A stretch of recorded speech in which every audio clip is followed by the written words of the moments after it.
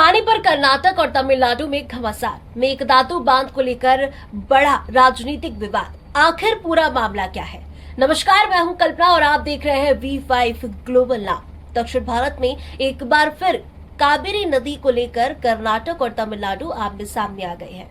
विवाद की वजह है कर्नाटक की महत्वाकांक्षी मेघदातु बांध परियोजना, जिसे लेकर दोनों राज्यों के बीच कई वर्षों से खींचतान चल रही है और हाल के दिनों में यह मुद्दा फिर से सुर्खियों में आ गया है। तमिलनाडु ने केंद्र सरकार से एक बार फिर मांग की है कि इस परियोजना को किसी भी तरह की मंजूरी ना दी जाए, जबकि कर्नाटक का कहना है कि ये परियोजना राज्य के लोगों के लिए बेहद जरूरी है।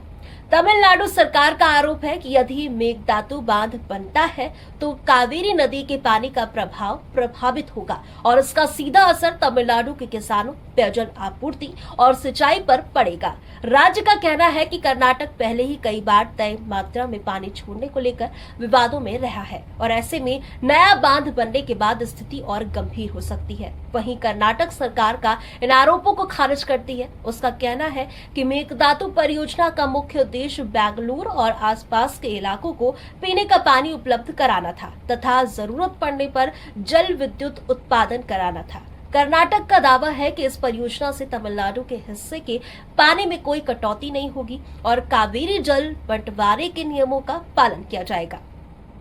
अब सवाल यह है कि आखिर मेघदातु बांध परियोजना क्या है?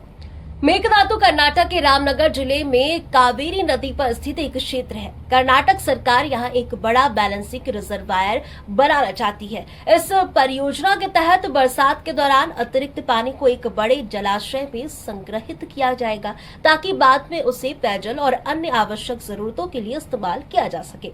सरकार का कहना है कि तेजी से बढ़ती आबादी के कारण बेंगलुरु और उसके आसपास के क्षेत्रों में भविष्य में पानी की भारी जरूरत होगी, इसलिए ये परियोजना लंबे समय की योजना का हिस्सा है।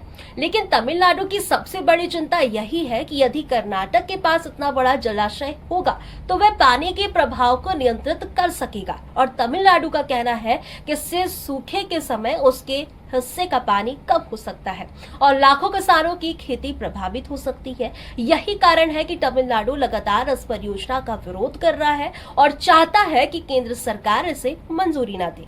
यह विवाद केवल दो राज्यों के बीच राजनीतिक मतभेद तक सीमित नहीं है।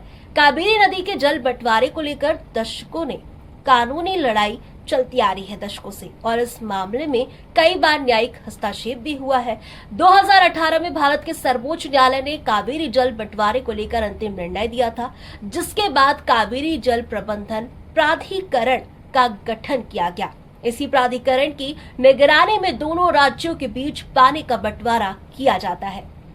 इसी वजह से मेघदातु परियोजना को केवल एक बांध नहीं बल्कि पूरे कावेरी जल बंटवारे से जुड़ा संवेदनशील मुद्दा माना जाता है। तमिलनाडु का कहना है कि जब तक सभी कानूनी और पर्यावरणीय प्रक्रियाएं पूरी नहीं हो जाती तो उसकी चिंताओं का समाधान नहीं होता, तब तक इस परियोजना को आगे नहीं बढ़ाया जाना चाहिए।